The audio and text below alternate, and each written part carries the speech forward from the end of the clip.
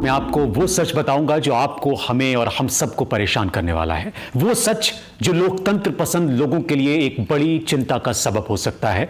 ये वो सच है जो भारत में हम सब रोज देखते हैं, सुनते हैं, लेकिन खुद को असहाय महसूस करते हैं। आप इन दिनों मोदी की अमेरिका यात्रा के बारे में देख रहे होंगे, सुन रहे होंगे, पढ़ रहे होंगे। कुछ लोग इसकी तारीफ कर रहे हैं, कुछ लोग इसकी आलोचना कर रहे हैं, कुछ लोग कह रहे हैं कि अमेरिका में विरोध हो रहा है मोदी का, और कुछ लोग तारीफों में लंबी लंबी तकरीरें गढ़ रहे हैं गोदी मीडिया में। लेकिन जो मैं देख रहा हूं, महसूस कर रहा हूं, और जो काफी हद तक सच भी है, वो मैं आपकी अदालत में रखता हूं। आप बताइए कि वो कितना सही है। अमेरिका और यूरोप एक जमाने में कहा जाता था कि ये प्रजातंत्र, लोकतंत्र को जिंदा रखने वाले लोग हैं, जिंदा रखने वाले देश हैं, मुल्क हैं।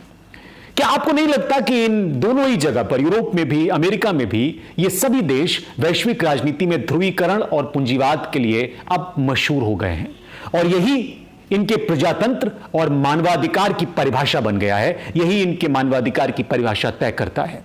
याद करिए उन दिनों जब अमेरिकी राष्ट्रपति जो बाइडेन ने बड़े तामझाम से अपने कार्यकाल की शुरुआत की थी, खूब धुआंधार तरीके से, और प्रजातंत्र पर वैश्विक सम्मेलन आयोजित किया था। कहा गया था कि लोकतंत्र की जिंदा करने की कवायद है ये। वही बाइडेन अब अपनी प्राथमिकताओं को कैसे बदल लेते हैं, इसका जीता जागता उदाहरण इन दिनों आप देख सकते हैं। ये वही बाइडेन है जो चीन के राष्ट्रपति को तानाशाह कहते हैं, लेकिन इस मानसिकता को वो सैल्यूट करते हैं। मैं यहां पर जो बाइडेन की बुराई या तारीफ करने की बात नहीं कर रहा हूं, मैं आपको एक बदलाव की बात बताने की कोशिश कर रहा हूं। इस सवाल का जवाब तलाशने के लिए आपको कुछ चीजों को समझना होगा।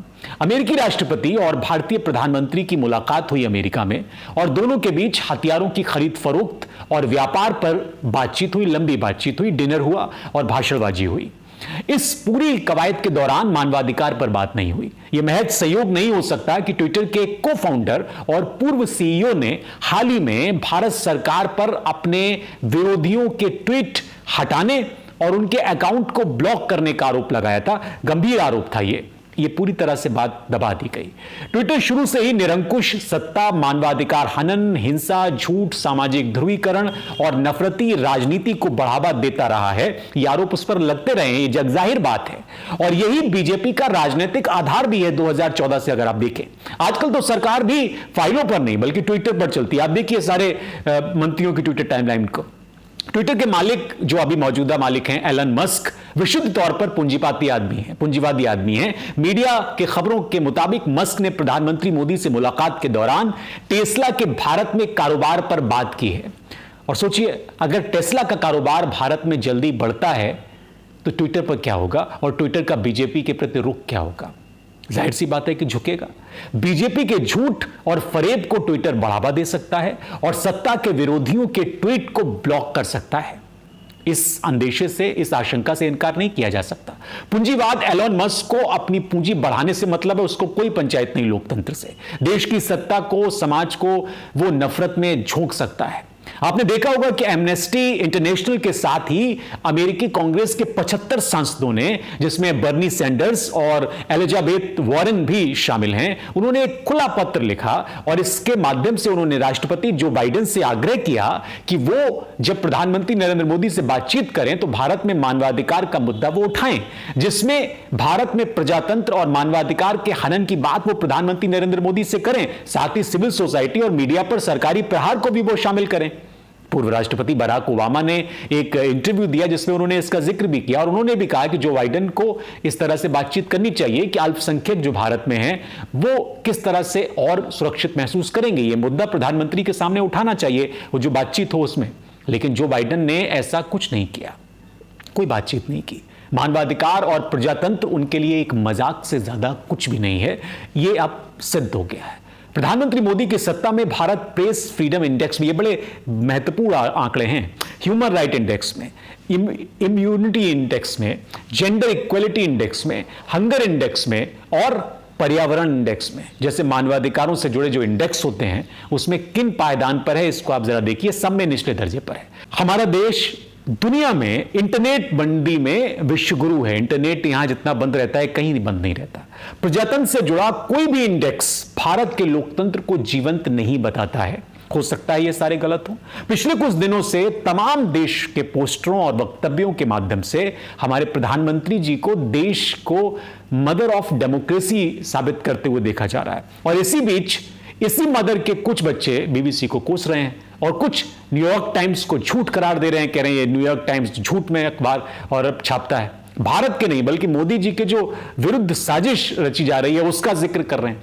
और इसी जो मदर के बच्चे हैं वो राहुल गांधी के हर वक्तव्य को देश का अपमान करार दे रहे हैं। इस फौज के लिए अब भारत जो कुछ है वो मोदी जी ही हैं और इससे आगे और पीछे कुछ नहीं। इस सब के बीच स्वीडन की संस्था है एक बी डेन यानी varieties of democracy report he publish करती है 2023। इसमें क्या कहा गया है? इसमें कहा गया है कि कुल 179 देशों के लिबरल डेमोक्रेसी इंडेक्स में भारत 97वें पायदान पे है और जहां पर चुनावी प्रजातंत्र के इंडेक्स में 108वें पायदान पर है। पिछले साल के इंडेक्स में भारत का जो स्थान था वो 100वां था। यानी तंजानिया, बोलिविया, मैक्सिको, सिंगापुर और नाइजीरिया जैसे जो घोषित निरंकुश सत्ता वाले देश हैं वो भी इस इंडेक्स में भारत से पहले की जगहों पर आते हैं। यानी उनमें प्रजातंत्र की हालत भारत से बेहतर है इन देशों में। यही नहीं, भारत को चुनावी निरंकुशता वाले देशों में शामिल किया गया है। चुनावी निरंकुशता वाले देशों में यहां पर भी ध्यान देना एक जरूरी है कि इससे पहले फ्रीडम हाउस ने भारत को आंशिक स्वतंत्र देशों की सूची में और institute for democracy and electoral assistance ने भी तेजी से पीछे जाते हुए लोकतंत्र वाले देशों में शामिल किया था। अब ये सारे नंबर गलत हो सकते हैं। इस रिपोर्ट में यह कहा गया था कि पिछले 10 सालों के दौरान दुनिया में प्रजातंत्र को निरंकुश सत्ता में बदलने वाले देशों में भारत सबसे आगे है। एमनेस्टी की वार्षिक रिपोर्ट कहती है कि भारत में अल्पसंख्यकों की मांगों को उठाते आंदोलनों को सत्ता और मीडिया भी देश के लिए खतरा बताती है कि यह देश विरोधी है और उन्हें इसके अनुरूप सजा भी दी जाती है। ऐसा नहीं है सिर्फ बताती है, सजा भी देती है। विरोध की हर एक आवाज को दबाने के लिए आतंकवादियों के लिए बनाए गए कानूनों का व्यापक दुरुपयोग किया जा रहा है, यह भी इसमें कहा गया है। निष्पक्ष जो पत्रकार हैं और जो मानवाधिकार कार्यकर्ता हैं उनको खामोश करने के लिए डिजिटल टेक्नोलॉजी के साथ ही अवैध तरीके से उनकी निगरानी की जा रही है। ये सारी चीजें इंटरनेशनल जो एजेंसीज हैं उनकी हैं। आदिवासियों और दलित जैसे हाशिए पर खड़े समुदायों के खिलाफ हिंसा और भेदभाव से देश में यह सामान्य बात हो गई है।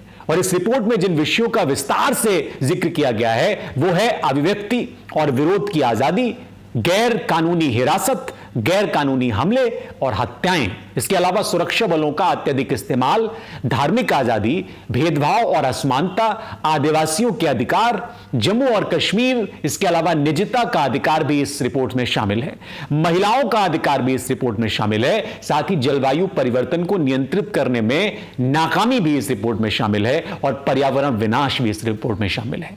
लोकतंत्र को पूरी तरह से कुचलकर एक निरंकुश सत्ता स्थापित करने वाले का इस तरह से अगर कहीं पर सम्मान किया जा रहा है और खासकर अमेरिका जैसे लोकतांत्रिक देश में, तो इसको थोड़ा सा ध्यान देने की जरूरत है क्योंकि ये नई तरह की लोकतंत्र की परिभाषा गढ़ी जा रही है। और अगर अब ये चिंता नहीं की गई तो वाकई में फिर ये चिंता वाली बात हो जाएगी आने वाले समय में, क्योंकि मौजूदा वक्त में इस पर बात करनी बहुत जरूरी है।